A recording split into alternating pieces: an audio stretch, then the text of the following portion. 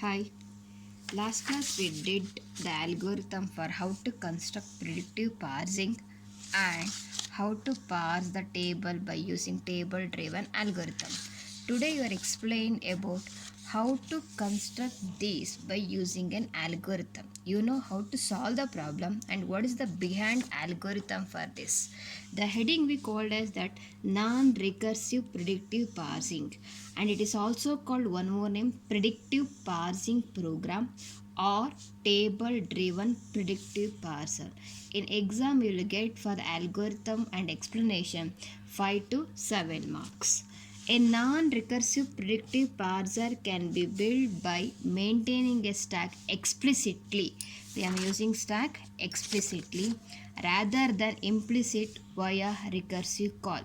The parser gives leftmost derivation because it is a top-down parser. Then if W is the input that has been matched, this is your input, we called as NW so far, and then stack holds sequence of grammar alpha. This is for alpha, sequence of grammar symbol, and it is represented pictorially called, this is an input buffer a plus b or dollar. Dollar is end of your input, and we are using stack explicitly. Dollar is the bottom of the stacks and xyz is the production, and here's a predictive parsing program. Program is an algorithm. By using this I am matching. For this I required one more input is predictive parsing table. Predictive parsing table, we required parsing table, then stack, and then input. All those three enter with predictive parsing program you are doing for trace like this to get the dollar and dollar to get the accept the input. And this is called model of a table driven predictive parser. The exam, this diagram carries 2 marks, and then the input buffer contains the string to be parsed followed by end marker is dollar. This is the end marker. We reuse the symbol dollar to mark the bottom of the stack. See, bottom of the stack, which initially contains the start symbol of the grammar on top of the dollar. Then let me start about the algorithm.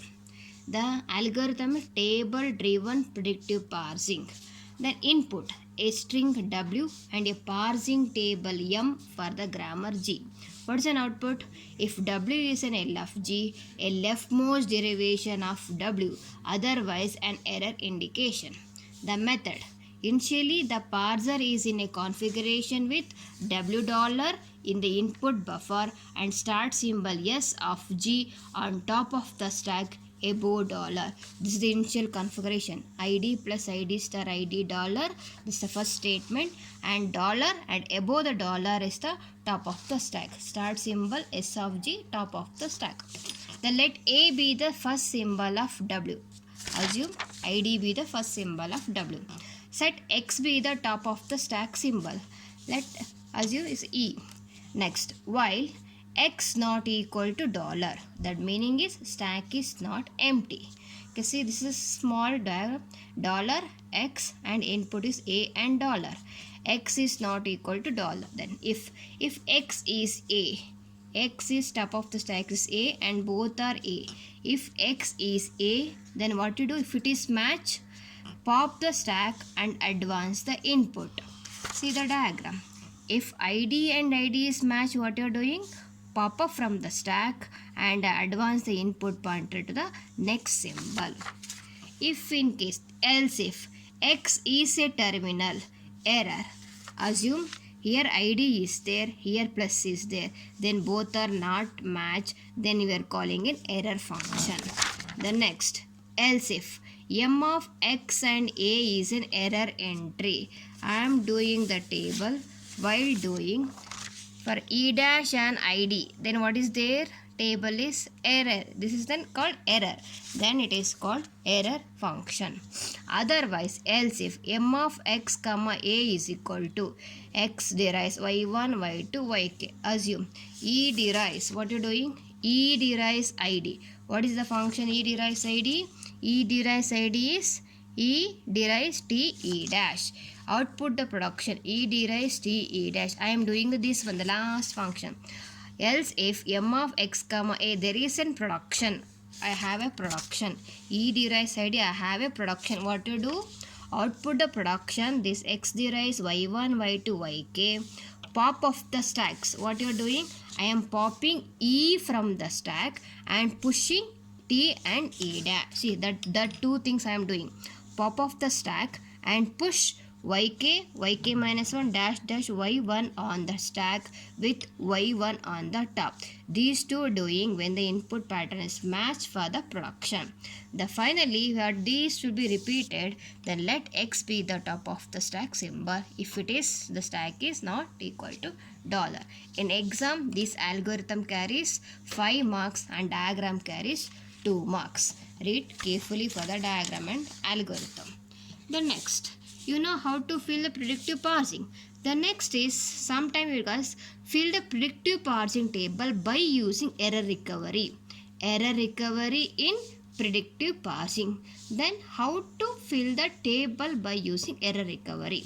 Then in table driven parsing, an error can be occurring or detected in the following situation. The one situation is when the terminal on the top of the stack does not match the current input symbol. See, stack contain A, input contain B, and both are not matched, and this is error. When a non-terminal A is top of the stack and A is input symbol and a parse table entry m of a comma a is an empty. So the second condition, top of the stack is A, input is A, in our table there is a blank entries, then it is called as an error detection. In these two cases, I want to continue my parsing the stack option. What to do? The parser recovers from these errors and continue its parsing process. We are going for error recovery schemes are used in predictive parsing. You already know these error recovery. Panic mode error recovery, phrase level error recovery. In these two, error recovery are used in filling the table.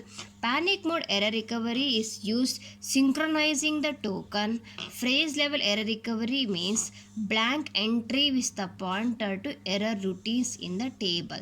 Wherever the blank entries in the table, it's automatically calls error routine function. Error routine function will calls and it continues the parsing process. Then these two error recovery techniques are used in filling the table. That's normally we did. For example, take the example. Write a parsing table and stack action for the string. This is your input. Close id star plus id using synchronizing set of token. The meaning is error recovery can be done by using synchronizing token. The synchronizing can be represented by SYNSH. This is the token I am using to fill the table. Then normally you can do the problem. First do the left recursion, left factoring and find out the first and follow for the grammar. After that you have to fill the table. This is you done for the last class. For all you did normal. First you did and wherever get epsilon go to follow set I am filling. But the same problem is given to fill by using what? Synchronizing set of token. Then how to fill the table by using synchronizing set? Okay, let me start first one. The first one is first of E. First of E is open-end ID. You go open-end ID is E derives T E dash, E derives T E dash. Normally we are doing this. But in the question as synchronizing set of token, then always you should be go to follow set. What is the follow set of E? Follow set of is dollar and close. The previously dollar and close is what? Empty. But now using synchronizing token, using these two places, close and dollar, write a keyword sync. That means I am filling the table by using error recovery. Sync. Then go to the